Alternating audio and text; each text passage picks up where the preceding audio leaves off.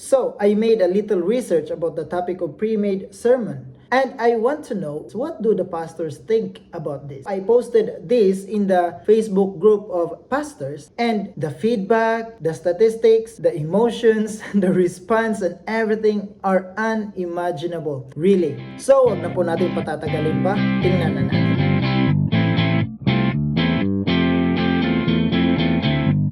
Before I made this research, I thought of myself na, I thought this must be a very good topic to talk about. I want to know what the pastors are doing. So I am so certain na gagawin ko talaga itong video. But you know what? After the research, I feel like dadalawang isip ako if ituloy ko ba na gawing video ito or hindi. Kasi parang nagigilty din ako sa ginagawa ko dahil sa mga comment and dahil sa mga sinasabi ng mga pastor sa post ko. You know, this is not real. This is just a research. I just want to know the pastor's opinion about this. Until na pinapipray ko kay Lord, gagawin ko ba itong video or hindi. And napagtanto ko at siguro ini-impress din ni Lord sa aking puso na this is very helpful din naman. Hindi lamang sa mga pastor, pati na rin sa mga church members, sa congregation, you know. Though it might be a little bit painful or might be a little bit hurtful for the pastor's perspective, but what does it take? Masakit man o hindi, ang mahalaga ay nakakatulong tayo sa simbahan, di ba? All the viewers, kung mag-comment man po kayo, please keep your comment respectful and at the same time helpful, constructive na comment po. Kasi hindi po natin kakalimutan na ang mga taong ito ay mga alagad din po ng Panginoon. Mga pastor po ito. Kaya let us be respectful. As for me, I am trying my best to be respectful as much as I can do. But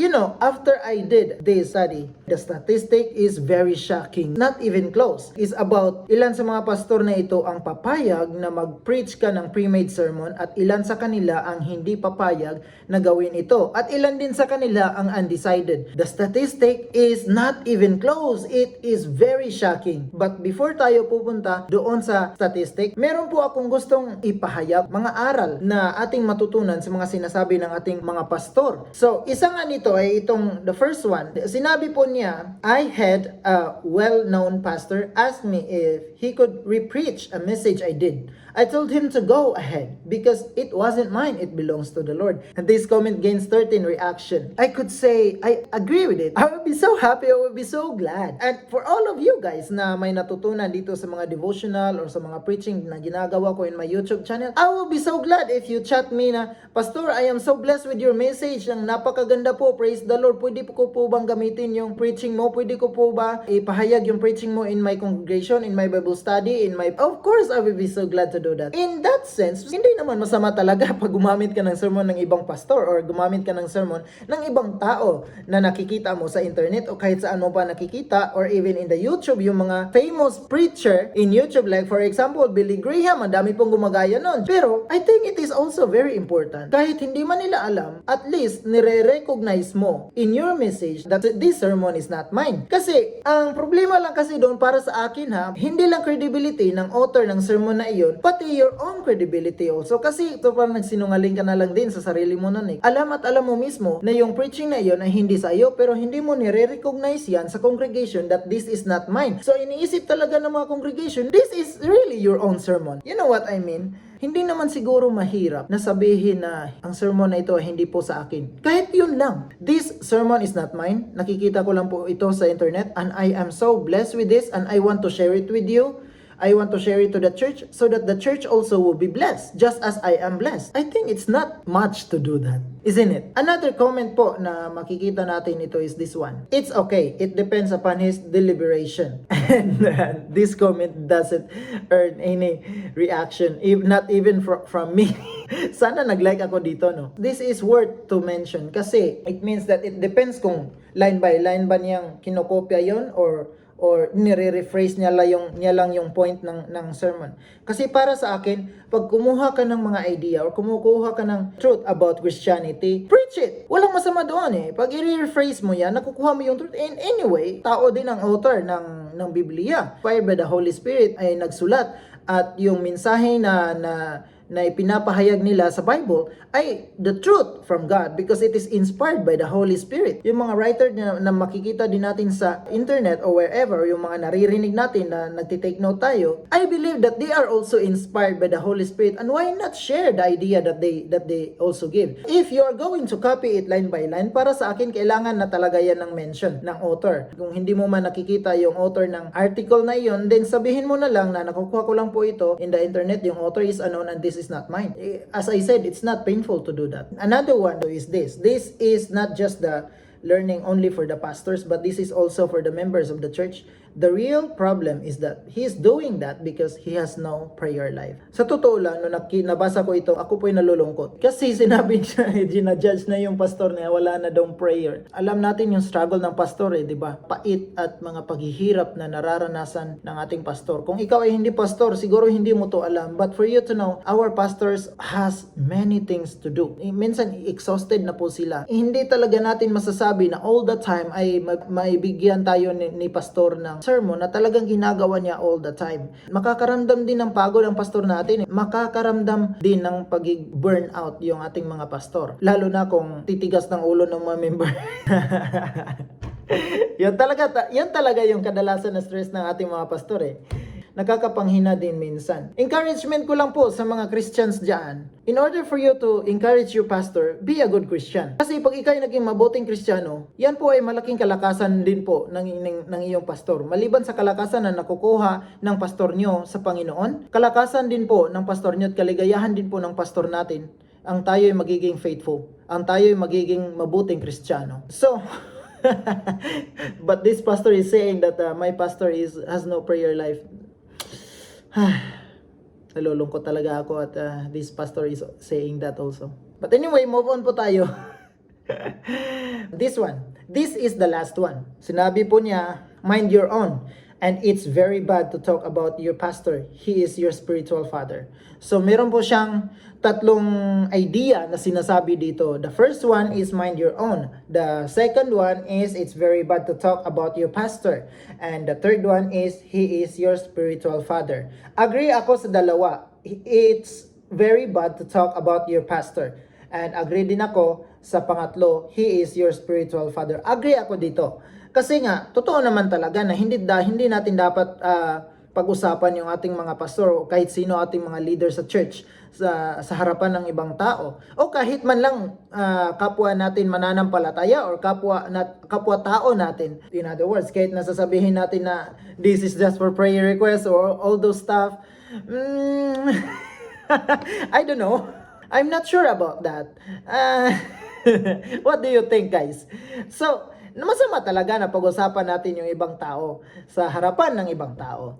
Kasi alam natin, gossiping talaga yan. And pastor is our spiritual father. That is very true. They are our spiritual father. In fact, sometimes parang nagiging totoong ama na talaga natin sila sa atin Kasi maraming pastor po natin dyan na tumatayong ama talaga sa mga taong walang pribilehiyo na magkaroon ng ama o walang pribilehiyo na makasama ang kanilang ama o walang privilege na yung ama nila ay nagiging mabuting ama. Pero ang hindi ko pinagsasang-ayunan kasi sa comment niya na ito is yung mind your own.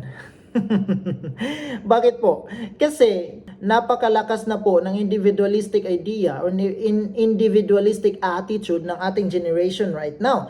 Na minsan nakakalimutan, minsan na nga lang natin nakikita yung typical na Filipino tradition na yung tipong makakapanghingi ka lang ng asin ng kapitbahay mo or yung tipong magpapalit-palitan na kayo ng pinggan ng kapitbahay nyo kasi kapapalit-palit na rin kayo ng mga ulam na binibigay. As sabi ko nga, madalas na yung individualistic mindset ng ating generation ngayon. Kaya sa simbahan din naman, lalahanin po natin na yung ating simbahan po o yung ating mga kapatiran, lalo na yung ating kasamahang pastor o ating kasamahang manggagawa, accountability po natin ng isa't isa. We are community, we are family. Ibig sabihin na pag may isa po na nasasaktan or pag may isa po na nahihirapan sa ating community, hindi po natin yan hahayaan na mag-isang bumuhat ng kanyang paghihirap, di ba? Di ba po?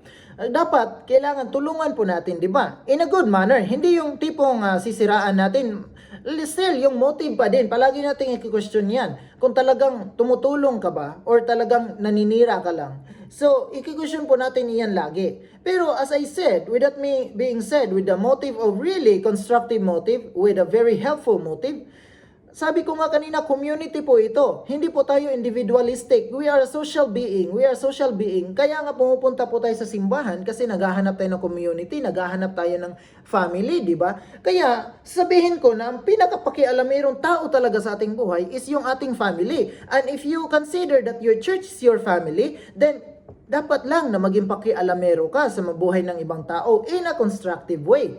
Hindi yung sinisiraan mo. Wala naman talagang pamilya na gustong siraan sarili. Depende na lang kung nag-aawayan talaga sila. Pero kung mahal mo yung family mo, hindi mo talaga sisiraan yan. You build up each other, di ba po? Kaya nga sabi ng ating Biblia na, let us think of anything that could build up the church. Hindi yung tipong masisira yung ating simbahan, di ba? Kaya pag nakikita nyo po, yung iyong kapatiran, yung iyong kapatid, or yung iyong kapwa mananampalataya, or yung iyong leader, na alam mong na mabigat sa iyong kalooban at feeling mo mali iyon, then gawan po natin iyon ng paraan.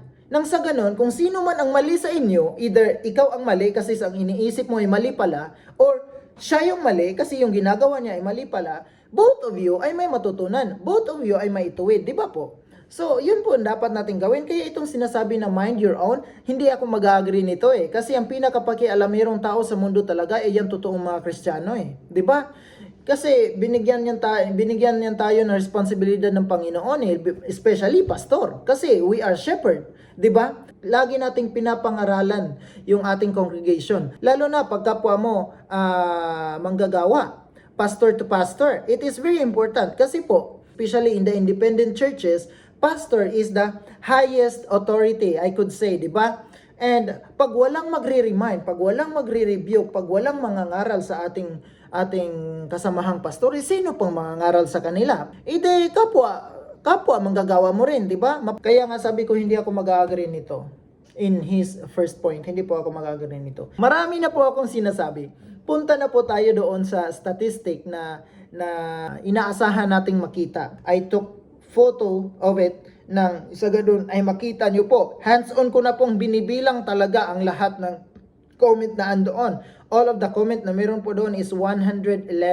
That is not included the reply ha, kasi in fact, mas marami pa po yung reply doon. Kung bibilangin po natin iyan, meron po tayong 63 na mag-a-agree na yung pastor ay magpipreach ng pre-made sermon, at meron po tayong 18 lang na nag-disagree, at meron po tayong 7, meron po tayong 7 undecided. As for me ha, this is very shocking kasi nga before this research is made, I totally disagree with my pastor na mag-preach ng pre-made sermon. Hindi ko rin sinasabi na hindi ako gumagamit ng ibang sermon dati. Aaminin ko, guilty po ako doon. Gumagamit po ako ng ibang preaching, especially nung mga kabataan ko pa lang, o yung mga kasisimula ko pa lang mag-decide na magpastor. Lagi akong natitake note ng mga preaching na ginagawa ng mga pastor. Madalas ay from my pastor kasi yun yung lagi kong nakikinig at lagi kong tinitake note yan, at yung mga take note ko na iyon ay sinishare ko din yun sa mga Bible study ko, saan man ako magpunta. I am so guilty about it. Hindi ko nga sinasabi sa kanila na this is from my pastor, naririnig ko po ito sa ganitong pastor, ganyang pastor, narinig ko po ito sa kanila. Hindi ko yan sinishare. So, I am very guilty of it. But, kasi po, nangangaral po ako ng salita ng Diyos. I've got my college degree as a pastor at nagpo-proceed po ako doon, divinity in my masteral. And throughout the whole year until yesterday, I really thought that it is totally wrong to use other sermon. Kasi yun po yung laging sinasabi po ng aking eskwelahan. Yun, ng aking seminary, ng Bible college ko. Yun po yung laging sinasabi nila kasi nga daw ang issue doon is plagiarism, which is stealing daw. But after doing this research, it totally changed my mind. Ibig sabihin na totally changed my mind, na totally nag-agree talaga ako na okay lang na kumuha ng sermon mula sa internet. What I mean I changed my mind is that I am 50-50 in this matter. Ibig sabihin, alam naman natin kasi minsan na hindi talaga lahat ng pagkakataon na yung pastor natin ay laging masigla, masigasig, 'di ba? Hindi naman sa lahat ng pagkakataon, may mga pagkakataon din na yung pastor natin ay nanghihina, lalo na pag pasaway yung membro. Oh, 'di ba? Nakakapanghina talaga 'yon bilang isang pastor. May mga pagkakataon na mawawala na tayo ng gana na gumawa ng sermon. At hindi naman ibig sabihin nun na nagkulang sila sa prayer life. May mga pagkakataon lang talaga na darating tayo doon. But still, even though alam nating nahihirapan na tayo, alam natin na burnout na tayo, alam din natin na hindi pwedeng huminto tayo, di ba? Kasi responsibility natin yan ang mangaral ng salita ng Diyos. Kaya minsan wala tayong choice kundi kumuha na lang sa internet, di ba? Totoo po yun. At wala namang masama doon. Pero advice ko lang din naman sa mga pastor, at the other side naman, kailangan din naman nating i-recognize yung author ng sermon na iyon.